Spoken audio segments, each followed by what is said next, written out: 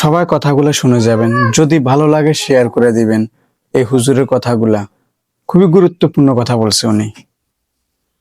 জনাব তারেক রহমান সাহেবের ID card 24 ঘন্টা হয়ে গেছে, আলহামদুলিল্লাহ, এটা খারাপ দিক না।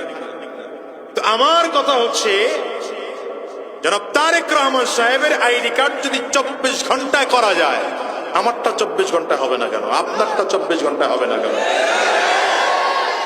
কথা বলেন না কেন? এখানে বাধাটা কোথায়? আমরা জন্ম নিছি, দুনিয়া হলো জন্ম নিবন্ধন আর ভোটার আইডি কার্ড আর হলো সার্টিফিকেটের নাম সংশোধন করার জন্য।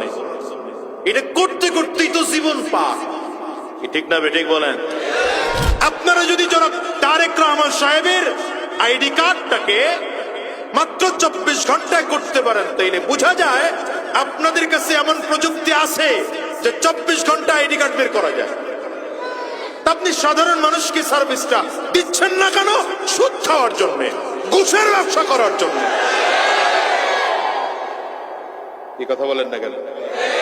এই জন্য আমি বলবো, আগামীতে কারা ক্ষমতায় যাবেন জানি না, যারাই যাবেন, আল্লাহ যাদেরকে ক্ষমতায় নিবে, সরকারি চাকরিজীবীগুলোর মধ্যে যেগুলো সুদখোর আছে, যেগুলো ঘুষখোর আছে, প্রত্যেকটাকে শাস্তির আওতায় নিয়ে আসেন।